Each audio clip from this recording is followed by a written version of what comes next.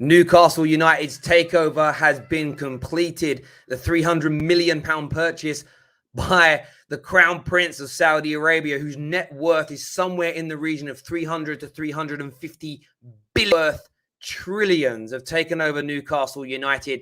It is a historic day in the English Premier League, a beautiful day for Newcastle fans who have endured 14 years of hell on earth under the terrible leadership of Mike Ashley. The biggest wish I have as a football fan is St. James's Park is now the name of that stadium again.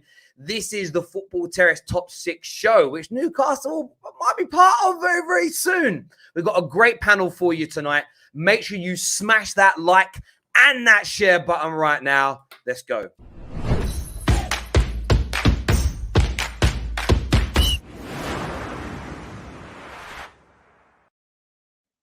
Good afternoon, everyone. I hope you're all well. I'm joined here. First of all, I want to say a big welcome to the Football Terrace to Carl from Newcastle Fan TV, who's obviously a very happy boy today. So welcome and congratulations to you, mate. Thank you very much for having me on, mate. Look forward to this. This is just, obviously we're going to talk about it, but what a sensational 48 hours for Newcastle fans. Absolutely monumental. Of course, we're joined by Jess. New surroundings for her today in LA. Man like KJ's here. And T-Pain. T-Pain right now at the bottom. Look at this. Look at this. Look at that. Looking good. Honestly, bruv. I like that. We're just going to focus in the beard looking trim. The glasses good. Look at man like Neek there looking slick today. If you speak, it's the auto-tune. Yeah. Man's got it all going on. He's got it all going on. Callum's going to be joining us soon, but Callum being Callum is late on the show today. Make sure you're all smashing that like button. But there's only one place to start today.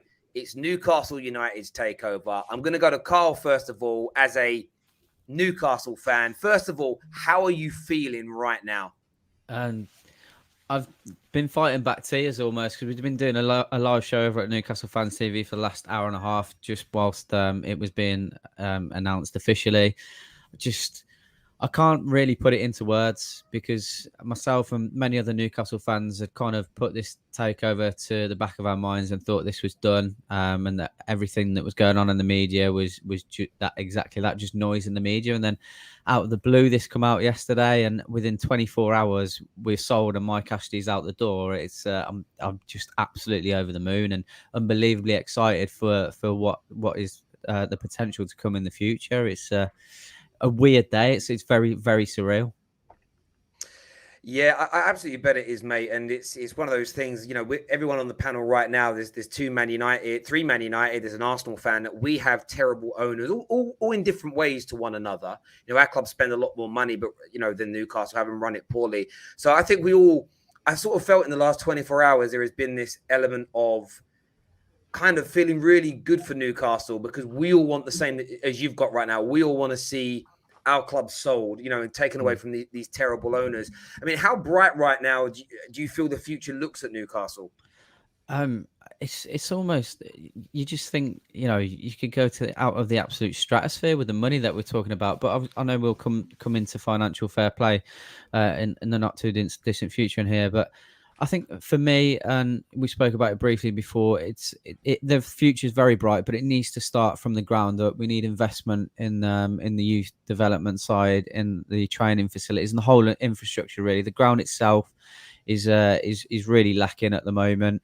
I don't know, you guys probably won't have heard, but every match day there's complaints that just little things like the bars aren't stocked properly, people are paying money for match day experiences and things aren't available, and it was just clear that this club's been neglected for such a long time that these little things need to be changed before we even start thinking about plowing money into the team per se. And to be honest, safety, Premier League safety is first on the cards as well. Just because we've had this investment doesn't change the way that we've been playing over the last the last 6-7 games. So that needs to change ASAP.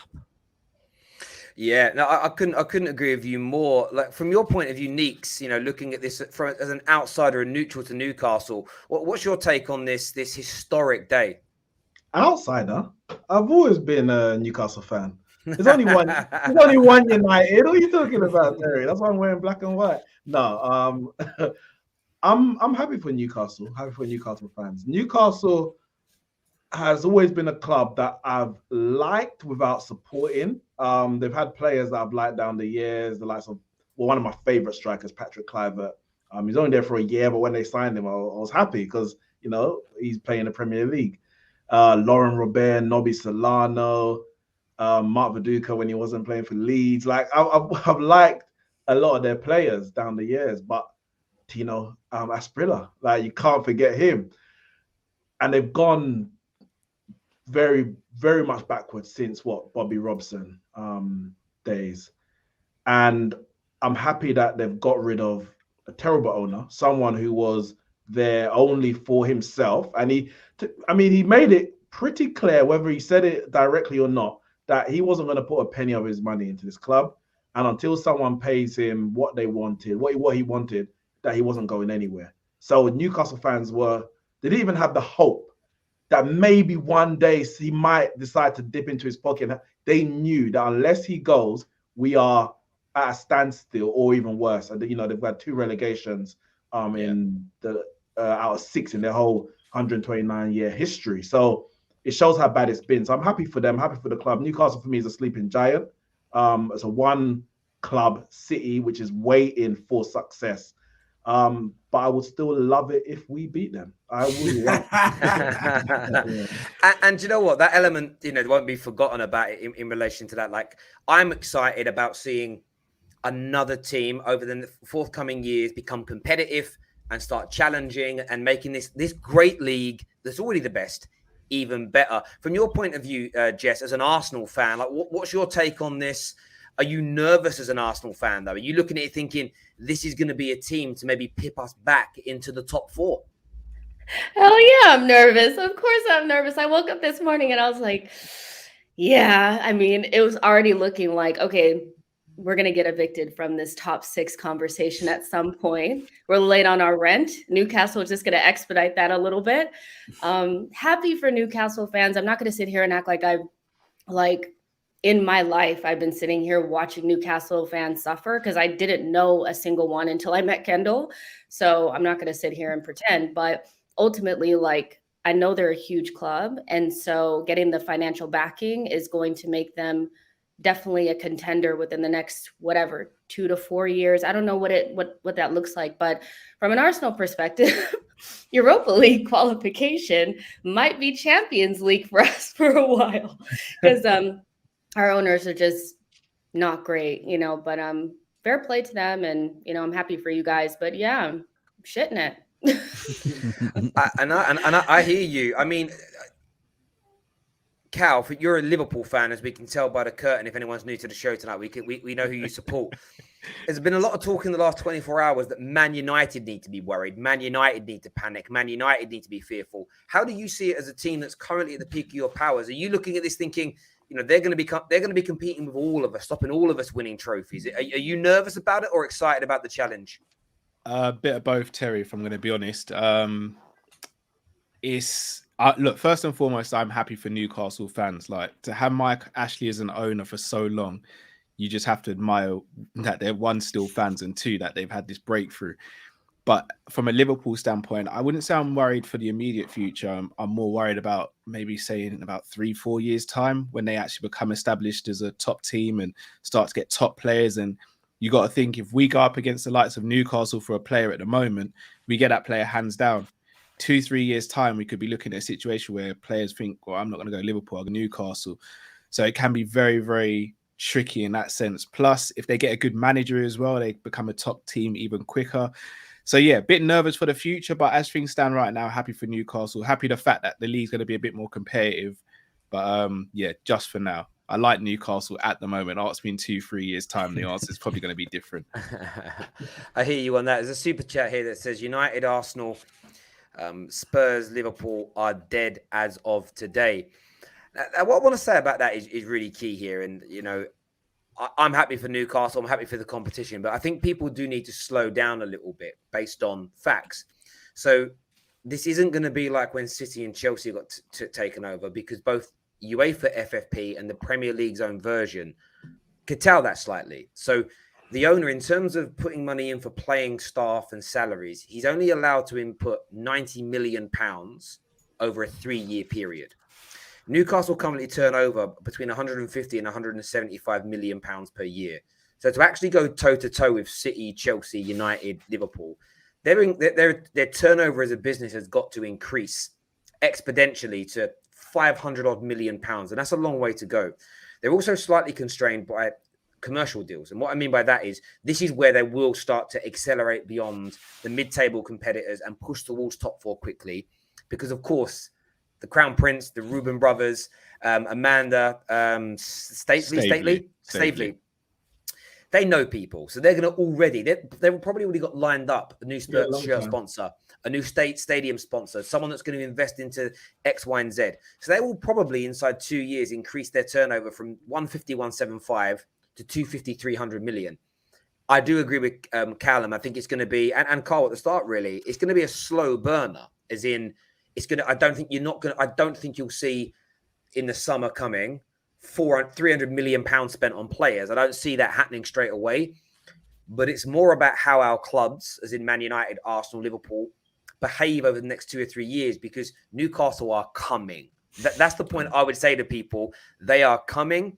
There is no way that the Crown Prince is going to yield from that. He is coming. He's going to want to be Premier League champions. He's going to want to be in the Champions League. He is going to be talking to every friend he's got. How big can we make the deals?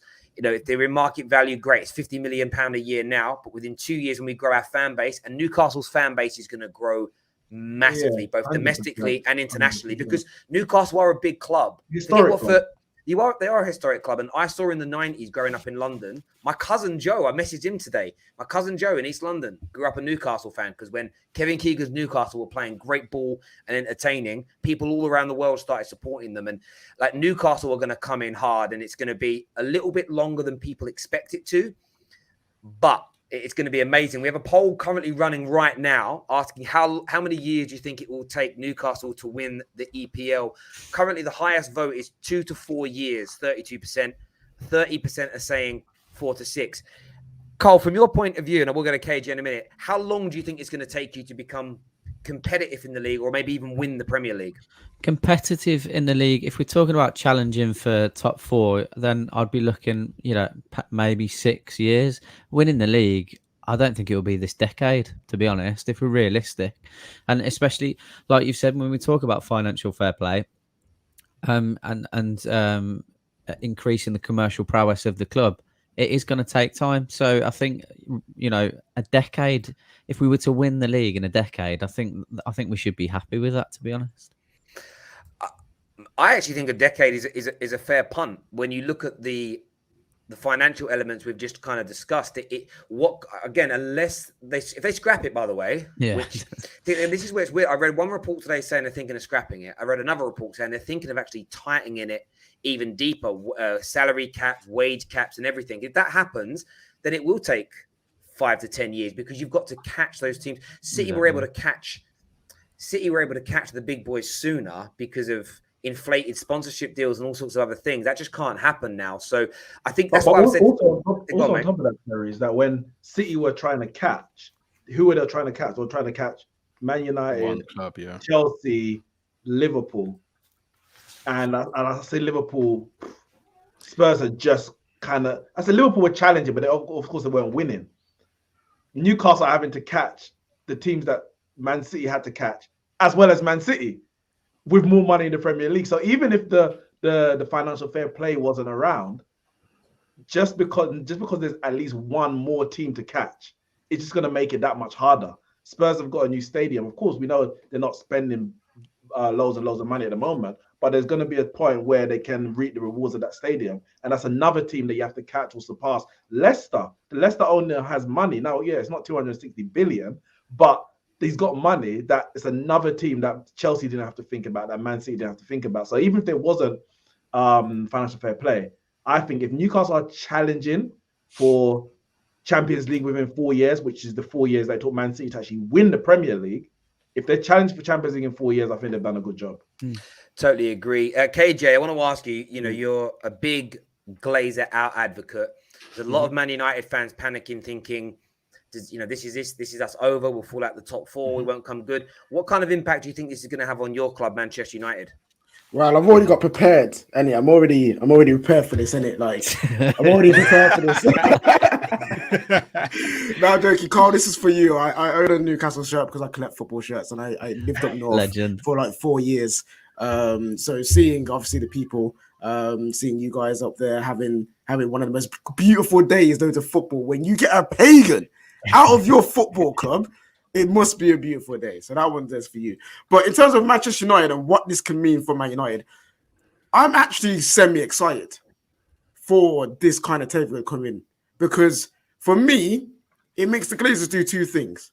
It either makes them fix up because there's another team now who could beat them to top four, another team now can beat them to trophies, and another team that can sink them further into the mud, or it'll make them say, screw it, I can't be asked for this no more. There's too many people around.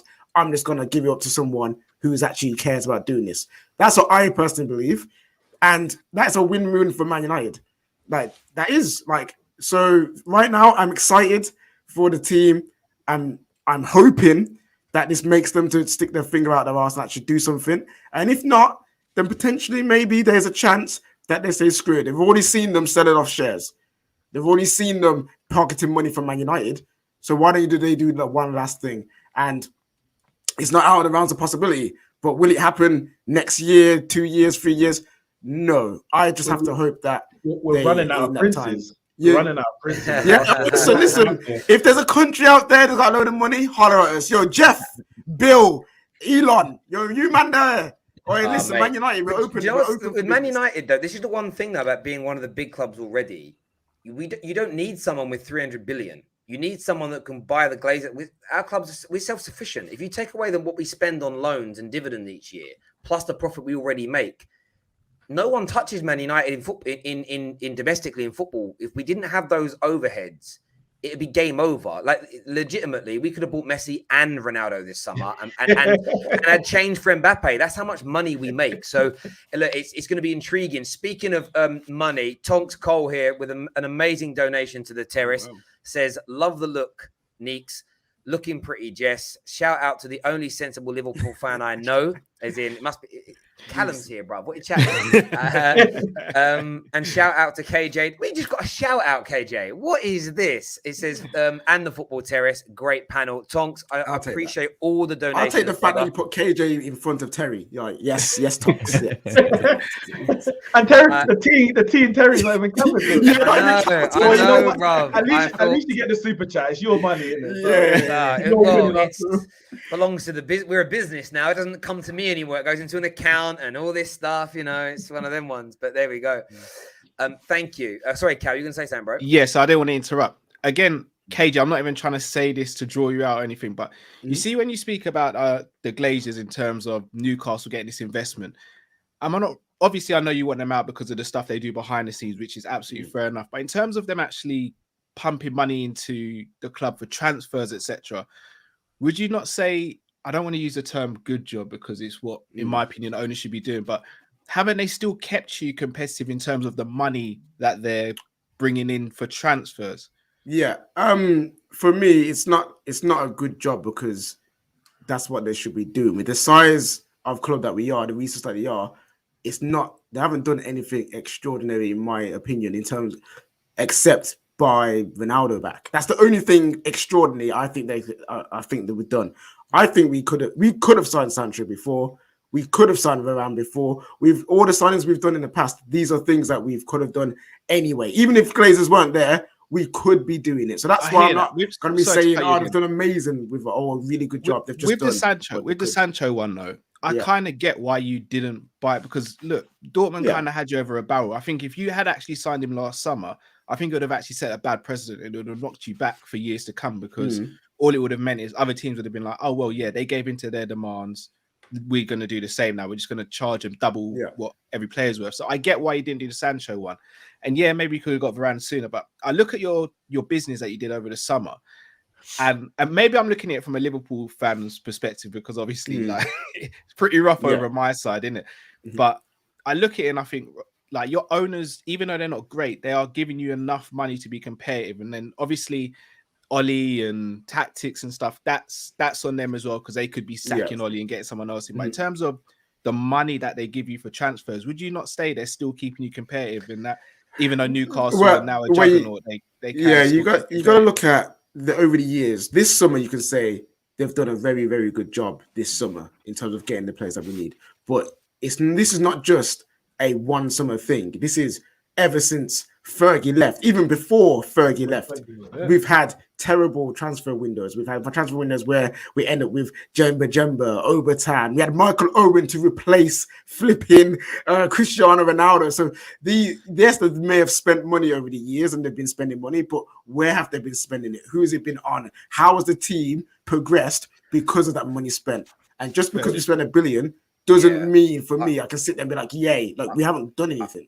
I think it's fair enough. Yeah, and you know, I'll just say to round that up before we go into the next Newcastle manager phase. I would say as well, on top of that, the money's been spent, but it's just the way they've treated us, if that makes sense. Because, you know, it's the kind of, we should be doing better than we are, but they're happy with where we are. And it's about, to a lot of clubs, United fans will look spoiled. Oh, you spent hundreds of millions of pounds on players. You're still in and around the top four. You've still, even in the Fergie era, we've won more trophies than the majority, 99% of all clubs in England. But it's that case of, I just feel like we should be aiming higher. And, you know, when you get to a certain point, you just demand more and you expect more. And with the amount of money we spend, I expect to be challenging for Premier League titles. If we were spending half that, a third of that, I'd actually be less angry, I think.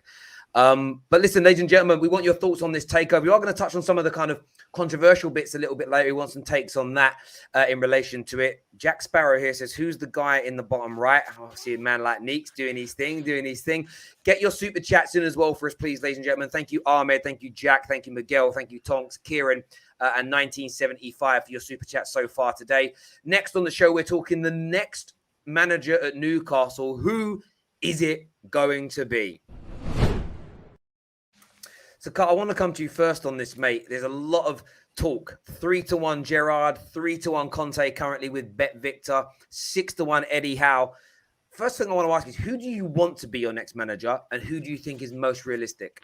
I personally would love Steven Gerrard to take the job. We spoke about that for a while before the takeover was even on. To be honest, if there was ever an opportunity to bring him on board, it was quite a popular opinion at Newcastle Fans TV to have him on board. Just think having someone like him around the dressing room would be fantastic for the players, and it just comes across as a guy who clearly doesn't take any nonsense as well. So he would be my first choice.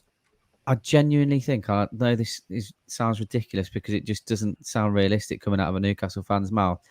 The money that's been ploughed on Conte, and I believe that the consortium had someone sorted before all this was done. I think he's the man that's going to take the job. Do you think Conte? Yeah. Do you think that sounds ridiculous? I shouldn't even be having these conversations with you guys. Like it's no, I get it. Bro, let me just say this. Let me just say this really quickly. You're here now, bruv. You're in you've won the lottery, but you're still in the millionaires club, bruv. You're here. Yeah. You're dining with us, my bro. You're here. I was gonna ask, do you think Conte might be wasted with the squad that you have? And I say that in the sense that how long is he going to be here? Yeah, is he going to? And when you have the squad that's now ready to say challenge for a top 4 position, going back to a Conte is probably unlikely. Managers don't usually go back. Clubs don't usually go back. And I know if Conte is available, do you turn down a Conte? Probably not. But do you think you're not going to get the best Conte because of the quality he's going to be working with, so to speak? Well, 100% agree with everything you've just said. I don't think it would be the best choice. I'd rather someone like Gerrard or Eddie Howe could come in and try and work with these players because, that's the sort of level of player that we've got, if that makes sense, in correlation with the manager. I wouldn't expect Antonio Conte to come in and be able to teach someone like Joe Linton how to score goals. Like, that's just not going to happen. So, yes, I do think that it would be wasted. It's just...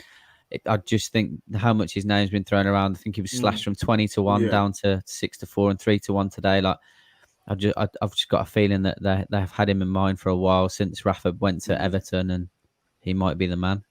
I think it would just be too early in Newcastle's building phase with this new owners for Conte to come in. If you look at Man City, they didn't get Pep straight away. Yeah. They didn't get their top manager straight away. They built towards having him, and now look what's happened. He's been dominating England for the last how many years. I feel like if Newcastle did go and get a Conte straight away, that would not be good because he has to, first of all, help restructure the whole club from top to bottom. You're going to have to work with the quality of players that he's not used to working with no more. And you don't know what kind of mistakes your owners will make because they're obviously, if it's their first football club of their own, they will make mistakes. And would you rather make mistakes with a Gerrard, Eddie Howe, and Lampard, and then you learn from that, grow, and then get Conte in? Or would you want to try and get Conte in, do all the mistakes, and it just implodes? So, yeah, I just don't see that happening yet. Someone like Conte will end up at Newcastle United at some point, though. I believe that. Yeah, I agree. What's your take, Cal? I mean, Steven Gerrard's been somebody that's been linked with replacing Jurgen Klopp, and he's done a very good job in his very fledgling career in Scotland. Do you actually think, looking at Gerrard, do you think Newcastle now with the money and maybe is it the right move for him at this point? Terry, I'll be honest, Terry, you're kind of like asking me, like, I'm looking at my future wife across the room and you're saying, oh, do you mind if she gets with that guy over there? Like, no, Terry, I don't want to. I want her to be trained up and experienced for you, bro. Send her on a girl's holiday. Exactly, bro. Before you get married, not after. I want you to be like, oh my God, she's amazing. How do you think she'd become amazing, bro? No, I ain't messing.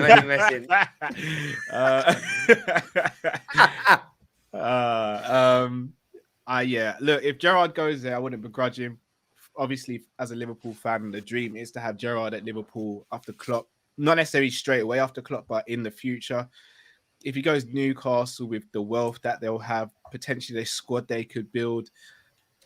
I know he loves Liverpool to bits. He might always love Liverpool to bits, but is there going to be that incentive to come back to Liverpool as a manager if you've got everything you kind of want at Newcastle? If he goes there and it works out, I'd rather he didn't go there. But if they went and got Gerrard, it would make sense because, as KJ just said, going for a world-class manager straight away would be a tough ask considering the quality of personnel they have there at the moment. So Gerrard would be, I don't want to use the term stepping stone, but it would make sense for him to go there because if he doesn't do well, then you can go and get a world-class manager. If he goes there and does well, then it's a win-win situation. But come on, man, enough of this. Just get someone else.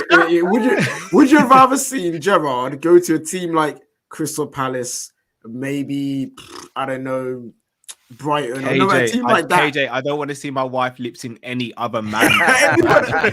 She's currently lips in some ugly brother from Scotland, bro. Like, so what is it? Out of sight, out of mind, isn't it? Out of sight, out of mind. I can't see it. No, I agree. I kind of agree with what a lot of people are saying here around. I think Conte's not right for.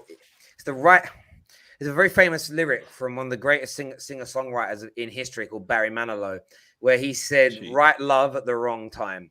And that is what Antonio Conte would be, in my opinion. He'd be the right guy at the wrong time.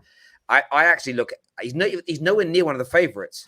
I would be going down to the southern part of the country and going, how about a little bit of Eddie Howe? Eddie Howe to build a footballing philosophy, almost consultative as well as coaching, build the football in the right way over a 2 to 3 year period when you're building this squad up. And then by the end of that 2 to 3 year period, when you've built a squad that's Europa League ready and ready to maybe start pushing for a top 4 place, you then can assess him and say, is he ready for that next step? Or now do we need? And look, and Antonio Conte might not be right by then if you built this brilliant footballing side, but that would be, again, that would be my approach if I was in their position now, knowing they can't go out and in the summer and buy Mbappe, Haaland, Verratti, and Champions League Varane from Man United, knowing they probably can't do that. No one's 100% sure, but that's what I would look to do. What about yourself, Nix? I'm a bit skeptical on the Eddie Howe, Gerrard shout. I'm like, all right, Gerrard's done well in Rangers. I'm not going to lie. Newcastle trying to take the next step, trying to move forward. Has Eddie Howe shown that he can do that? Because you're taking a team from mid-table into Europe or lower mid-table even into Europe, etc. Like, obviously, it's probably not possible. You never know. By the end of the season, it could be. Brendan Rodgers would have been perfect now. I think Brendan Rodgers, who's been at, say, a Swansea, then a Celtic, obviously he was at Liverpool as well, and I think his kind of football as well as his experience would have been great for Newcastle. Now, obviously he's not available, but the way Leicester are playing this year, you never know what could happen at the end of the season, and he might become available. I think the Gerrard, Eddie Howe. So who else is there then in that middle? I don't know. I'm trying to Graham think. Potter. Graham Potter? Potter's a shout. Possibly, Yes, yeah. Potter's a shout. It's possible. Has he worked with, like, again, it's possible. But you're looking at probably buying some bigger names now to move forward. Has he worked with those kind of players that you want? When we look at Man City, you look at Chelsea as the only real examples we've got over here. They had Claudio Ranieri at Chelsea, cool. Man City had Eriksen. Then they went and got a Mark Hughes, who at the time was a proven Premier League manager, who had managed, I think he had managed at least in Europa League with Fulham, I believe. And they're trying to make that next step. Graham Potter hasn't done anything but fight relegation every year. Now, of course, this year he could have a great year, and you're like, he's the one, he's ready, he's hot right now. But as of now, we're talking October the 7th. I don't know, is Graham Potter going to take them into Europe? I don't know. I think anyone at this stage is a risk because we don't know how the hell this is going to go down. Like everyone's assuming that this ownership's going to be perfect, they're just going to do everything correct, can make no mistakes. They literally could be just as stupid as the Glazers or as dumb as the Cronkies and blow all the money and just do something ridiculous. I hope that doesn't happen for Newcastle fans because Carl will be back on the shows like, we've got nothing left. Like literally, like you don't want him to do that. Mate, so the most Newcastle United thing is that all this has gone through and we'll get fucking relegated. That's what. Mate, yeah. Can you imagine? There's a question here actually. It says, Terry, now that Newcastle have a big time owner, who do they replace in the big six? Arsenal or Spurs, or have Leicester already replaced one of them? I mean, look, it's a hard one. I mean, if I'm going to predict which of the Spurs or Arsenal, I would say Spurs. Arsenal are just a bigger club, and I know we like to banter them and have a laugh, but they're just a bigger club. And Tottenham, you know what I mean? Yes, I would say Tottenham on that, my friend. I would. That would be my prediction on that one. What we are going to do is take a quick look here at the odds via our partners today. Of course, our title sponsors, BetVictor. Remember to sign up to your free account now. If you bet £5, you get a £30 free bet on top. We've got some of the odds pinned in the live comment section and in the description below for Newcastle's next manager. If you fancy a little bit of a flutter, we're going to be touching on, doing a bit of a Ballon d'Or and Player of the Year debate a little bit later, as well as touching on Paul Pogba's new deal. So there's some different bets and odds and specials in the description for that as well. So go and check it out now or at the end of the stream. I'm going to share now, though, the current.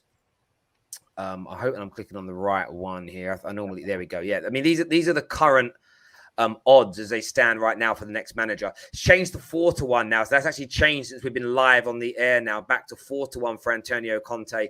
Gerrard at 3-1. Eddie Howe, Benitez 8-1. Chris Wilder 12-1. Got Lampard there at 12-1. Ain't a bad shout. Jose's just not coming back, but he's in there. Unai Emery, that's not a bad shout. Roberto Martinez. That would be a decent one. That would be a decent timing. Unai Emery.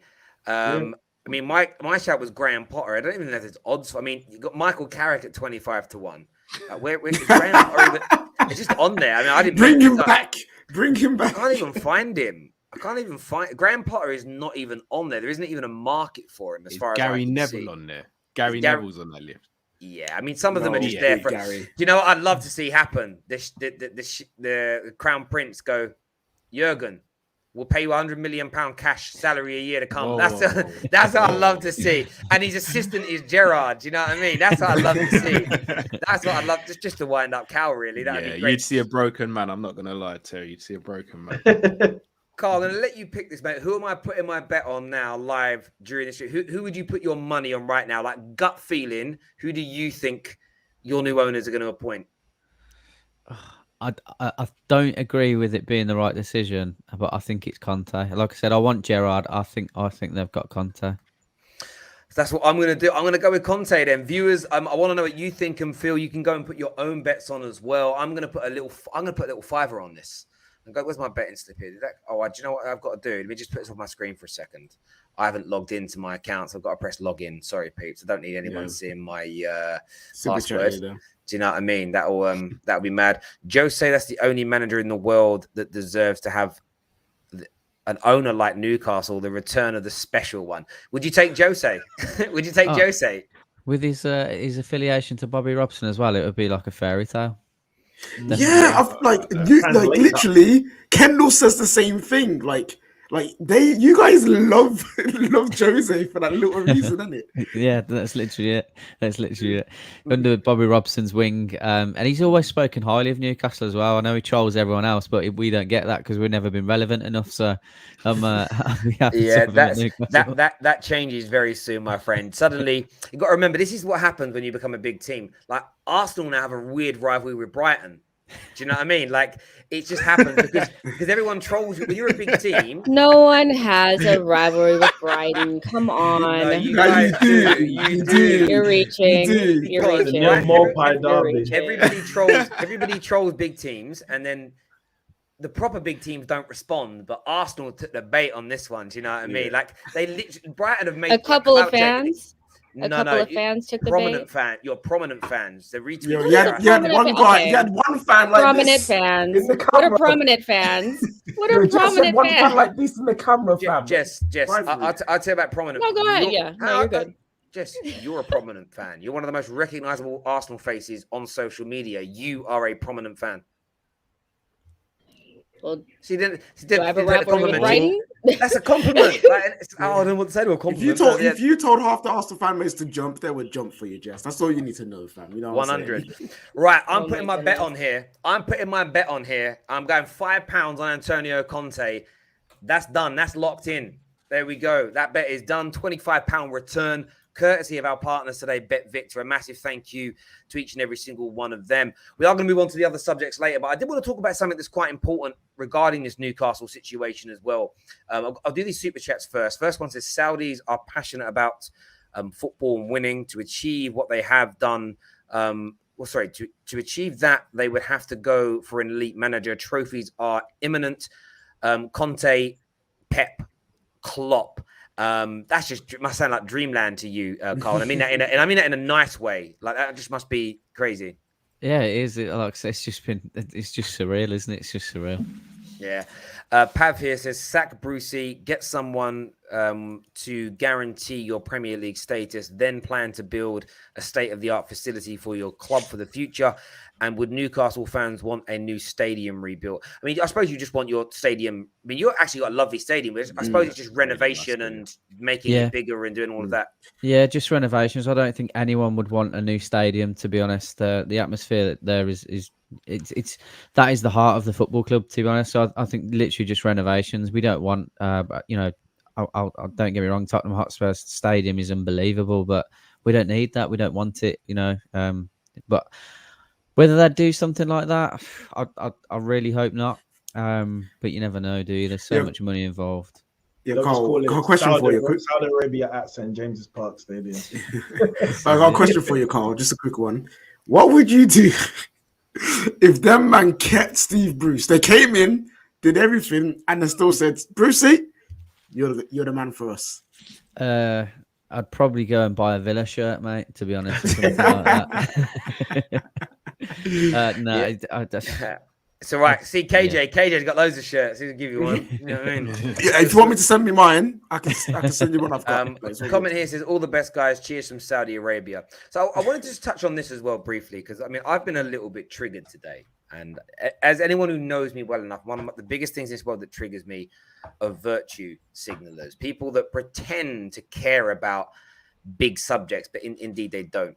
Now, let me start by saying that there are some people that are not fans of the Saudis, as in the princes and the people that, and the people that run the country, not the average working man and woman. There are some people that don't like multiple countries and the leaders of those countries, including America and Britain. We all know this already.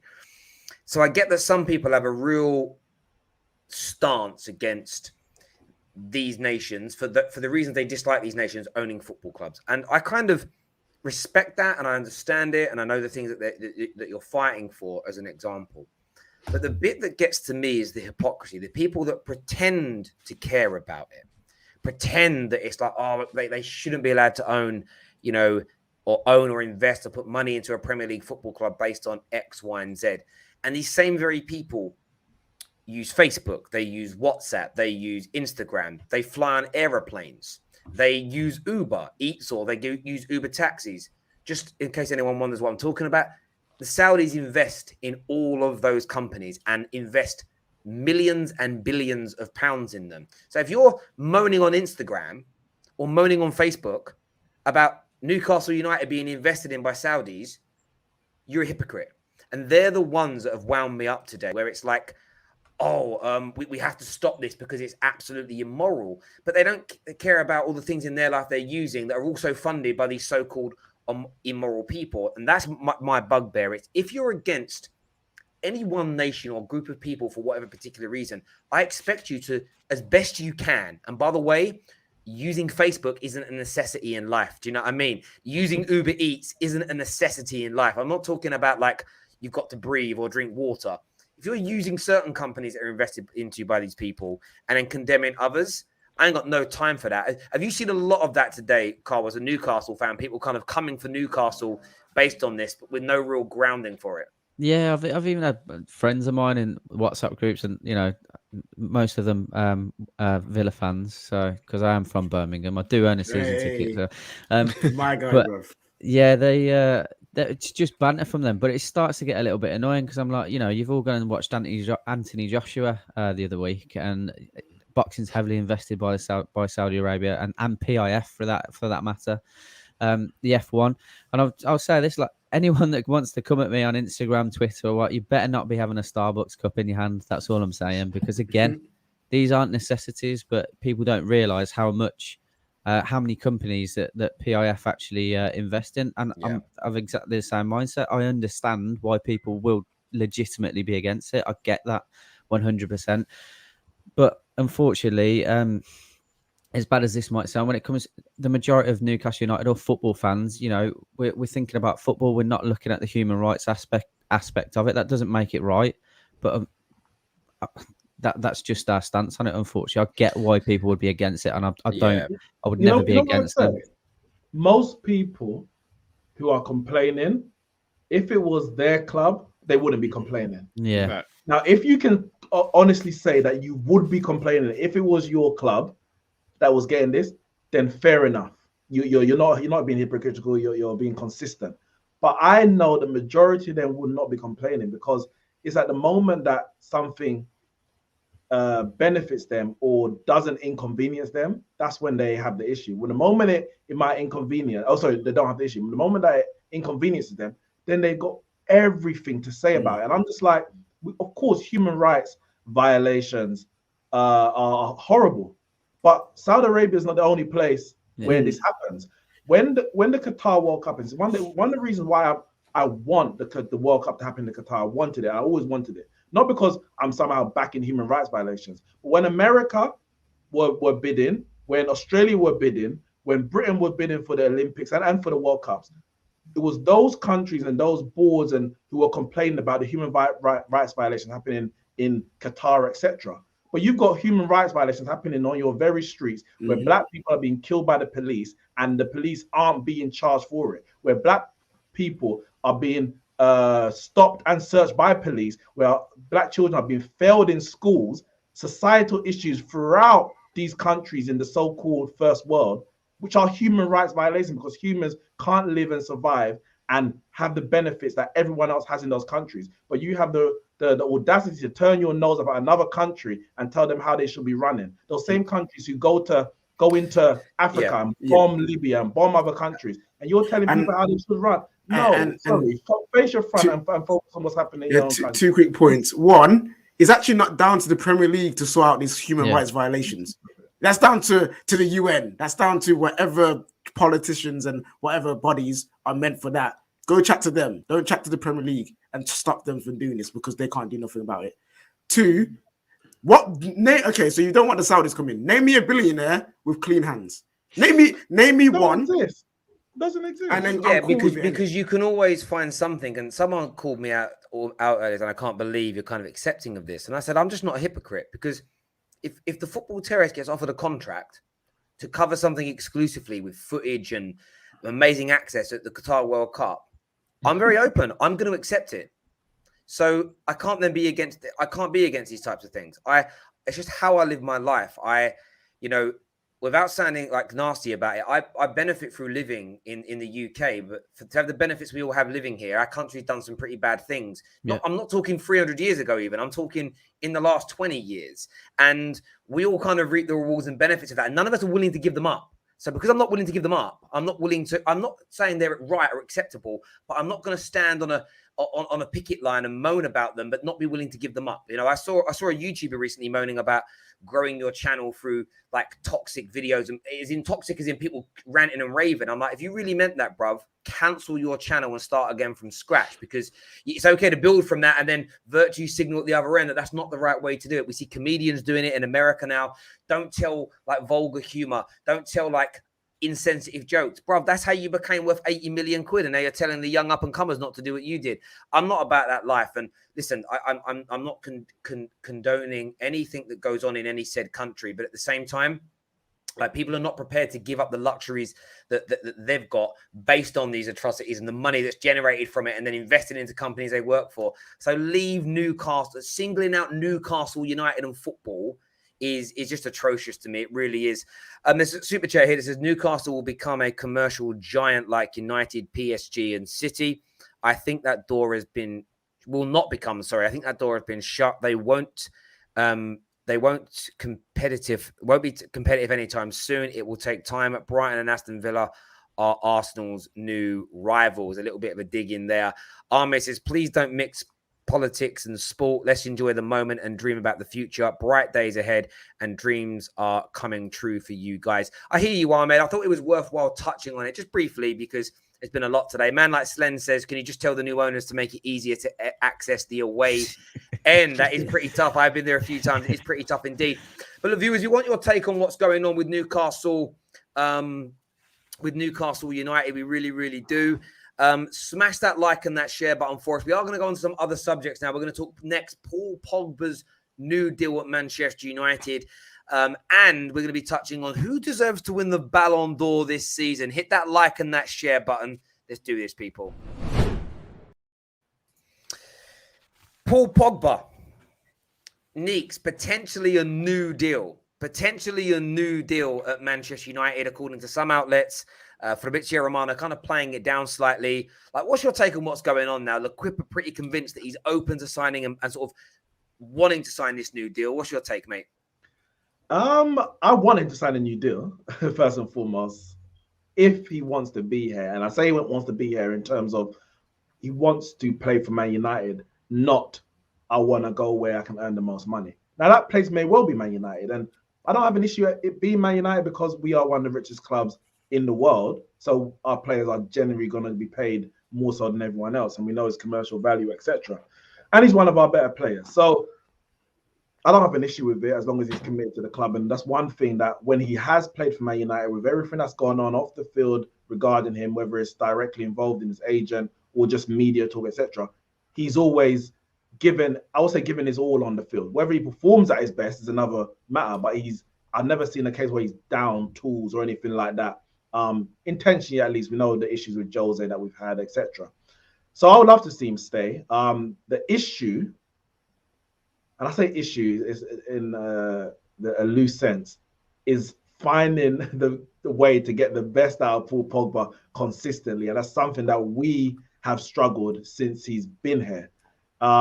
He's had spells with Matic, both in his first season under Jose, the interim period under Oli, and then the period after lockdown under Oli.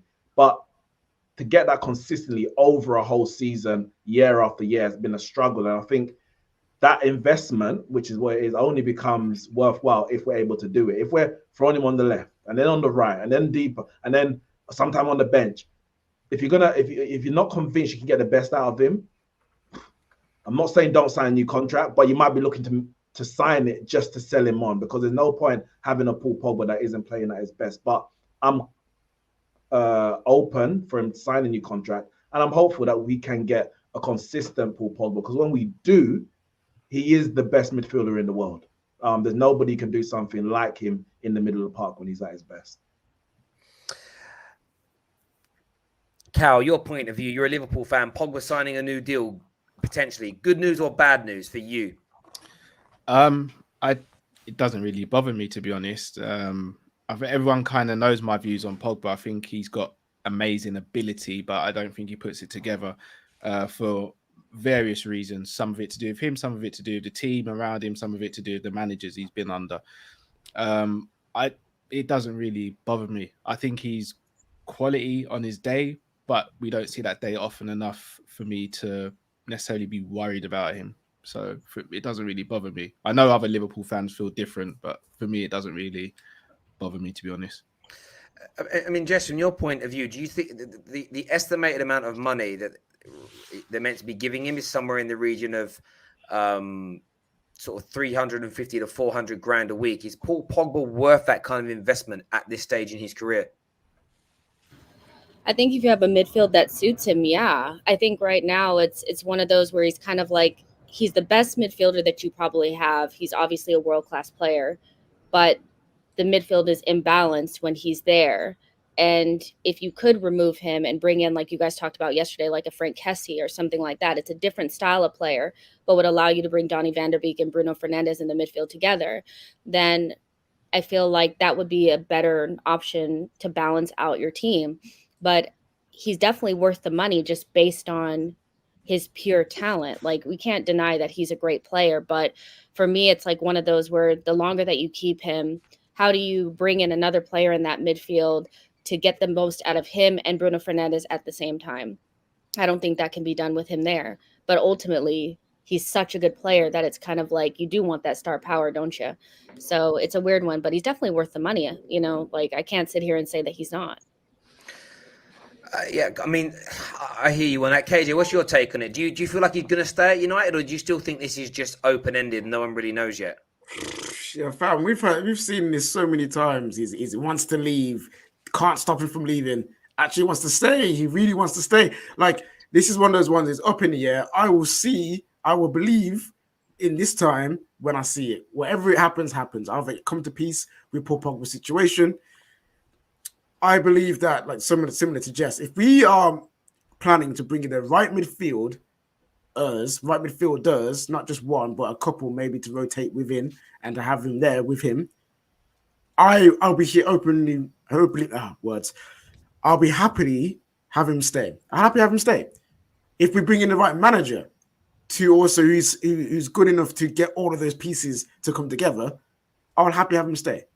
But if Man United aren't planning to do that, if they're not planning to get the midfielders in, if they're not planning to get the manager in, just let him leave. Like, I don't know if we'll ever get a true midfield balance, like I just said, with Paul Pogba here, because he is a particular kind of player. One of Man United's biggest issues, like, we've got like 3 players you can build around him, and now the Bruno and Pogba.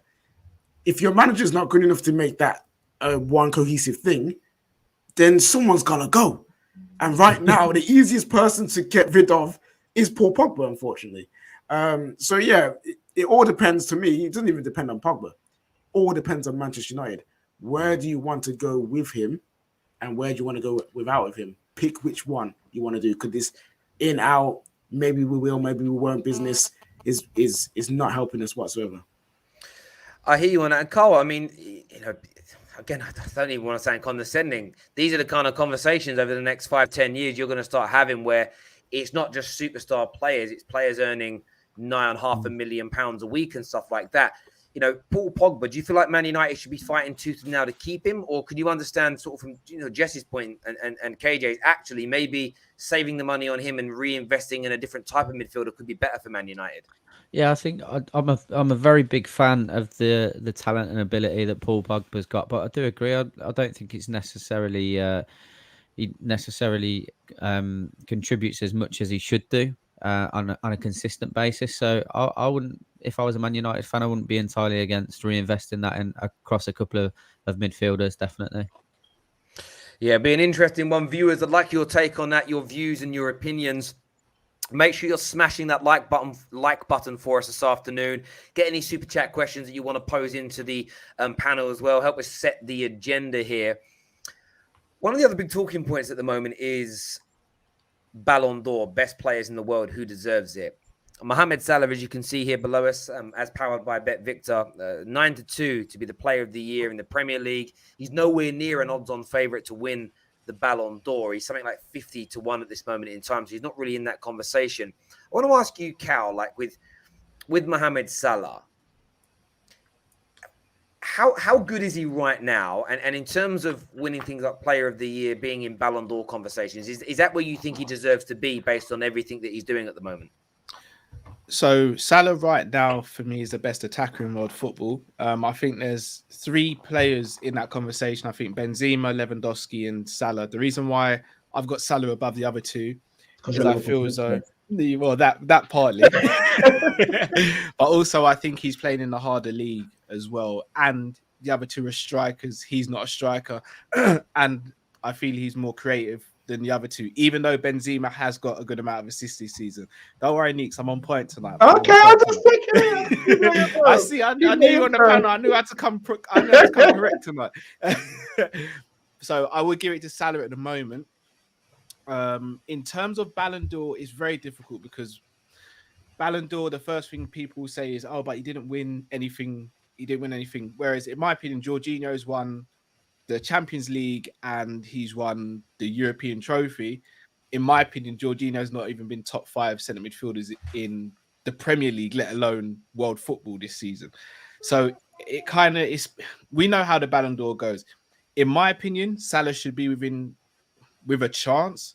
Will he win it? Probably not. It will probably go to someone else. But I think as things stand right now, Salah is dare I say, this is the best version of Salah we've seen since 17-18, and we all know what he did in 17-18. I just think Salah's always going to be underrated because his footballing style is not as pretty as a Neymar or a Messi, and he doesn't have the marketable sort of look and value that a Cristiano Ronaldo has. But in terms of effectiveness, there's an argument to say over the last how many years Salah's been one of the best in the world, easily. There should be a minimum requirement for Ballon d'Or, and that is you have to win something that season. Like, how can you be the best? How can you be considered the best player though? Wait, Cal. How can you be considered the best player in the world and won nothing? Isn't the point of being the best to win things? So if you're the best player in the world, I would at least expect a trophy somewhere. Like, if that's the case, then Harry Kane can be considered the best player in the world for last season because of the season that he had. He didn't win anything though. But we can all sit here and agree between him and Lewandowski last season, they were the 2 best strikers in world football, right? Yeah. Lewa won the thing, bro. So it's Lewa. No. Lewa won it based on the votes he got. But we can arguably sit here and say you put Lewandowski in Bayern Munich setup, he does exactly what. So you put Kane in Lewandowski's situation, he easily does what Lewandowski does, and but it's not potentially. No, I hear that. So, but I think it's very simplistic to just put it down to someone has to win something. Like, I'm not being funny. Salah 17-18, he blew records out of the water, but we didn't have a team around him good enough to win something. That's not his fault. There has to be a difference between an individual performing to an exceptional rate and a team being able to keep up. If Salah was miles ahead of everyone else and didn't win anything, fair enough. But when you're saying you think he's the best at the moment, and there's 3 in the conversation, Benzema, Lewandowski himself, if they're that close that there's a conversation, at some point you got to add, all right, what do you do in the big moments, i.e. whether it might be in finals or in the crunch games to lead you to a title, whatever it might have been. Now, granted, yes, Salah was in a situation last year where Liverpool was struggling. Without Salah last season, we finished in the bottom half of the league. 100%. But that's not Lewandowski's fault. Lewandowski, yes, had the team around him, but if he's performing at a similar level to Salah, I think the best, personally, but if he's performing at a similar level to Salah and then win something on top of that, I think that should elevate someone, even though it's a team sport. That's fair enough. I think what I find interesting about it is when Liverpool fans were pushing for Van Dijk to win, what they used to separate him was what Liverpool had won. I didn't. Just throw that. But we've got to talk slightly in generalities here, because otherwise Fair enough. I think you have to, when it comes to these mass debates, like when it comes to these wider debates, like there has to be these generalities that are at play. Last season, people like me were saying, why can't Bruno win a Player of the Year award? He just broke the record for the most goals scored in an individual season by a midfielder in the history of English football. Yeah, but the response was from most fan bases, where's the trophies? Where's the trophies? You then get into debates about Mo Salah in this occasion, they don't count. You get into like legacy debates, and Ryan Giggs' 13 Premier Leagues don't count anymore. That's where I get confused about all of these debates. Is sometimes we want the trophies to be included, and there are other times when we want to almost completely discount them and go, no, the trophy should never count towards a team award at all. And if that's the case, then the best player in the world could be in a team that finishes 10th. You could still be the best player, but I don't know if that's true. I think you know who the best players are by who delivers in the most pivotal moments for their teams in a 12-month window. And, you know, and I just think, like, I look at Lewandowski and I look at these guys. For me, like, Jorginho needs to be looked at still. It's kind of gone, it's died a little bit of a death. He was pivotal in Chelsea winning that Champions League. He was instrumental in his country winning the Euros for me. But the thing for me is he then went and did it with Italy. Like, you know, Conte was there for France and they were dead awful. And I think that J5's influence in both those tournaments was massive. And if Conte was there for the whole of last season, who knows what they'd have done in the league as an example. I think disregarding him for the Ballon d'Or or saying best player in the world right now is interesting. Like Mo Salah is amazing. Everyone knows I love him. But he's had this like amazing start to the season and it's best player in the world right now. And I think that actually we're probably disregarding a few other Premier League players, J5 being one of them, that have been brilliant now for 9 months solid. They're not just 9 games. Hold on, no, Terry. Like, was Jorginho actually good in the Premier League last season? I thought he was very good once the right manager was in the second half of the season. But we're talking Ballon d'Or here, which is the calendar year. So from January, no, that's what I'm saying. So from January, I don't think he was that good. I think he had some good games, but consistently, I don't think he was that good. And again, this is where Ballon d'Or comes into it as well, because are you judging a player based on 2 knockout tournaments? So are we disregarding the Premier League and his Premier League performances? Because surely if it's Ballon d'Or and calendar year, you have to take all 3 into account. Yeah, I think you do, but I thought he was very good in the league. Personally, I thought he was very, very good. And when the team improved, you know, I think from when Tuchel arrived, and that was in the January, I think Chelsea were like I think City maybe accumulated 3 or 4 more points than them, but they were the second best team in the league, and he was instrumental in that. And look, I think Mo Salah is amazing, and I think if he, you know, keeps playing like this, you know, right now he's second favorite to win Player of the Year. Carl, from your perspective right now, like who do you look at as the best player in the world right now? In the world, I definitely do think Mo Salah is up there. Best player in the world right now. Maybe Lewandowski at the moment. Lewandowski. St. Maxim. Yeah. But yeah, I think Lewandowski's scoring record over the last 3 seasons has been absolutely insane. Absolutely insane. I think with his age as well, I find it difficult to look past him at times. I mean, I'd love to say Messi, as I've always been a huge fan, but I don't think he's anywhere near what I expected of him at PSG at the moment. But yeah, I do. Mo Salah's definitely up there. Definitely up there. Well, even with Messi, like his PSG start hasn't been great, but he did win the Copa America, and he still put up good numbers in. I wouldn't be surprised if he won the Ballon d'Or, because he will win it because the bloody popularity contest. Yeah. And you know, I actually hope Messi does as well. I've been saying for weeks in all these legacy debates that a lot of these awards are about popularity, and there's no reason for him to deserve it. He hasn't even like you think about the start of this season, which plays a part. He scored 1 good goal against City. He's been awful in Ligue 1. He's been really poor, and the other players haven't. Look at it, and he's in the 6th hardest league.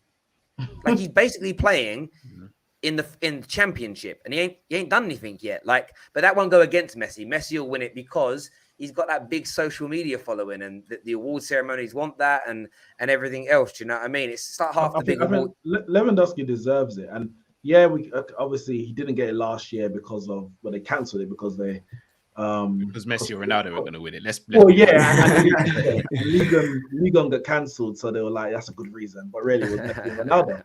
Lewandowski deserves it because over the last 2 years, he has been the best player in the world.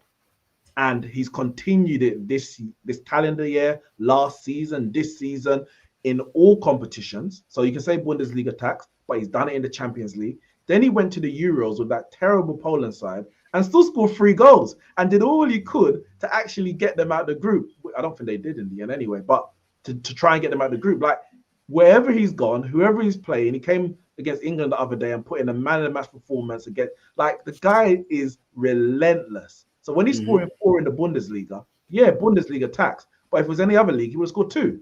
Like, he's that good. It's unbelievable. And I think if he doesn't win it, just do away with the award, man, because that'll be 2 years of a sham. Well, that's what. Yeah, hopefully it will, and then the award becomes nonsensical, and then we can discount player awards in legacy debates, which will suit my narrative down to the ground.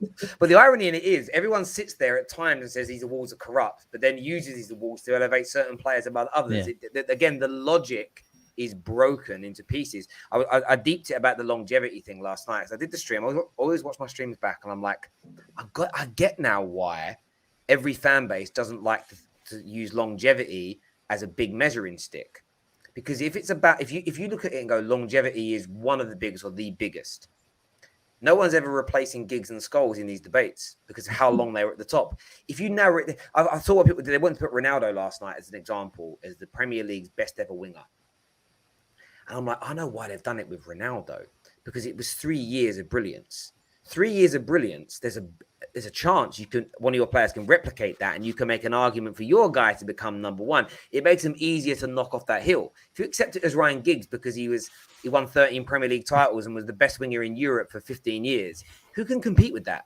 Like, but very few players are actually that good for that long. When we started going through the list of other players last night, they killed it on the wings.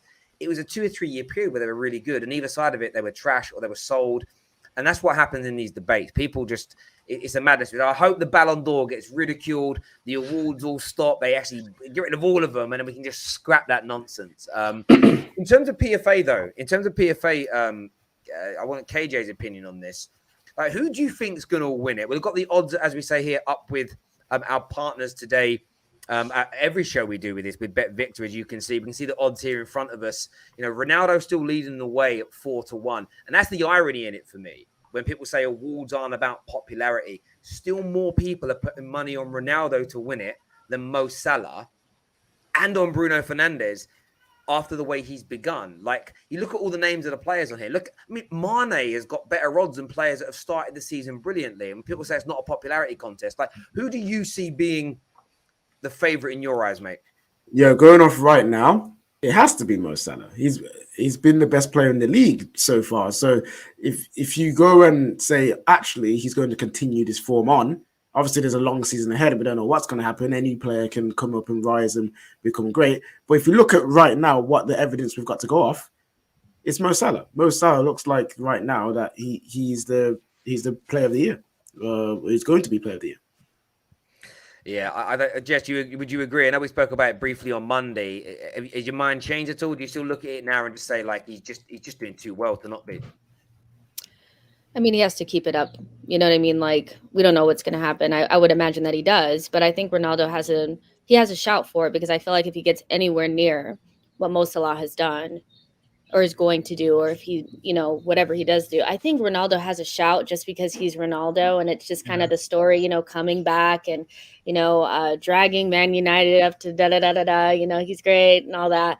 I think he has a shout because these are popularity contests at the end of the day. And I don't think Salah, I think he'll continuously get overshadowed, especially if there's people like Ronaldo standing in his way, So I think if Ronaldo gets within touching distance of something that Salah has done for the season, which I think you can't say that he's not. I mean, even in this Man United side that's not doing well at the moment, he's still scoring a lot of goals, So I would say Ronaldo has a shout.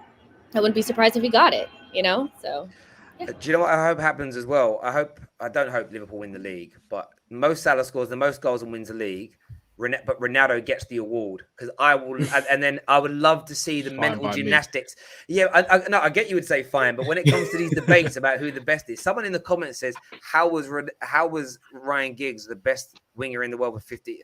From Can we 1991, not go back to it? no, we have to. From 1991 until 2006, the most consistent. There were definitely people in that time that challenged him, but he saw them all off. That's 15 years, my bro. Ryan Giggs, the wing goat. Let Terry have it, guys. Just let It's Terry not have about it. me having it. It's not about. Do you know the funniest thing about awards? I also pointed out the Premier League gave out award.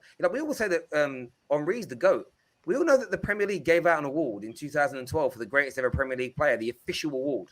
And it was given to Giggs. It's crazy that everyone forgets. They're popularity contests. We've already went through that. Popularity. They are all popularity. Wait, Jess. Wait, wasn't your argument for Henry being the GOAT because of the emotional popularity of Henry as well? Now we go. No, I said those personal awards or those types of awards were popularity contests. My whole thing I've already explained this, you guys. Thierry Henry is my GOAT no matter what. I don't care what Ronaldo does in these next 2 years. I don't care.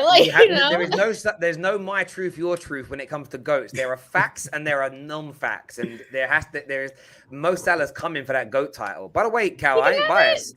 I said it. I know you're not. 3.5 seasons time, Mo Salah keeps up this trajectory. He goes into the GOAT conversation and could legitimately challenge Thierry Henry and Ryan Giggs and Paul Scholes and Eric Cantona and Wayne Rooney and all the other guys that are in that kind of GOAT conversation. He could do it, Mo Salah. He's on that trajectory. It's impossible if he's going to be at Real Madrid next year.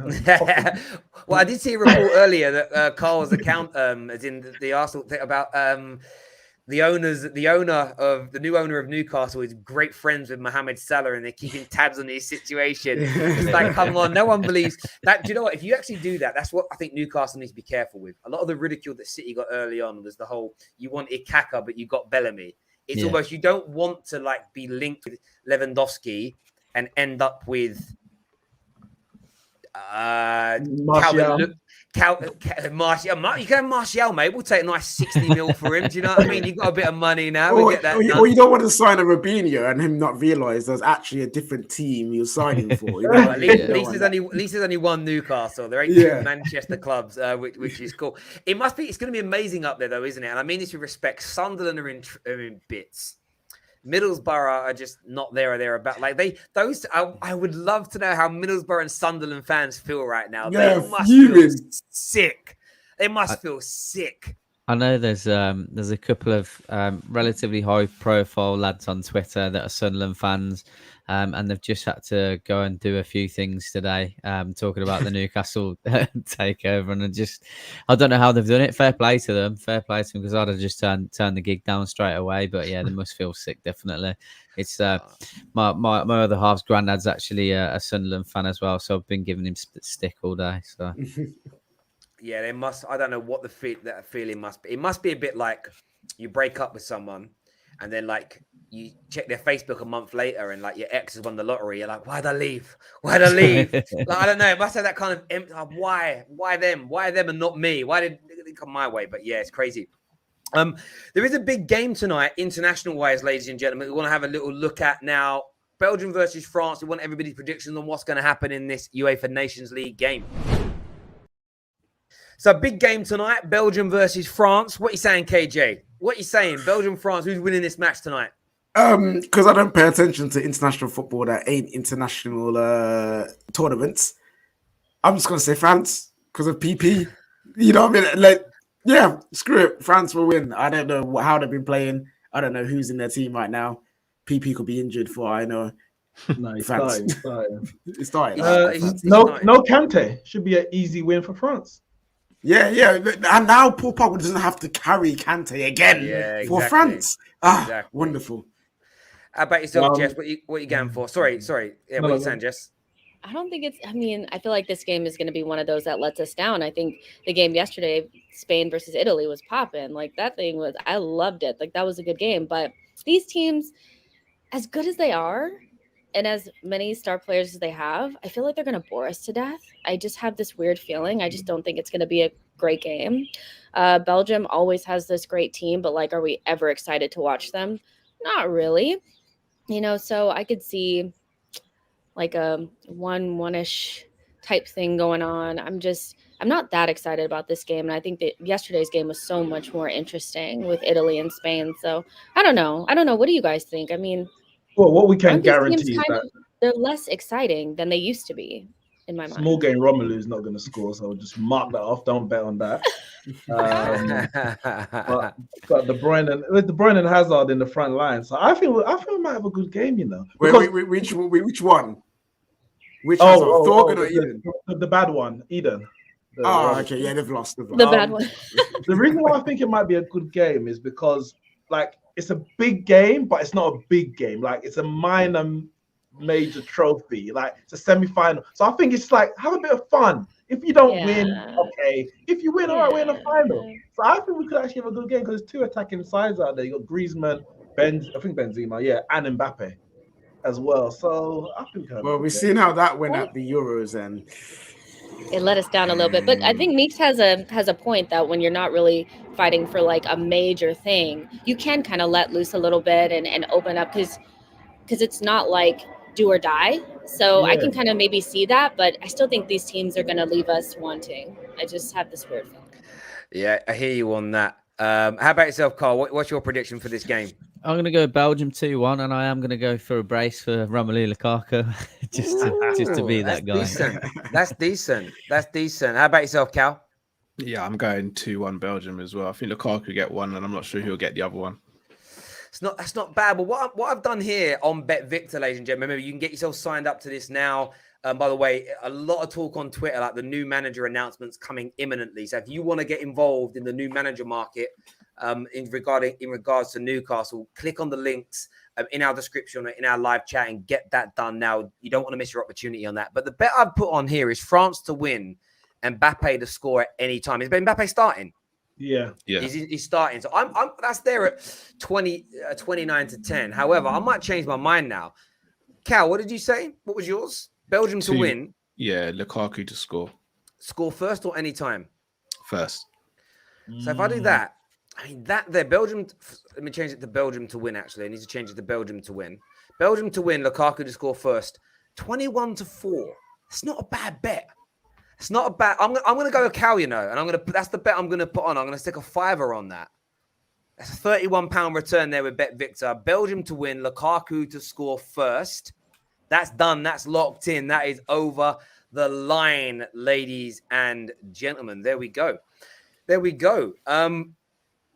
But listen, 1 second here.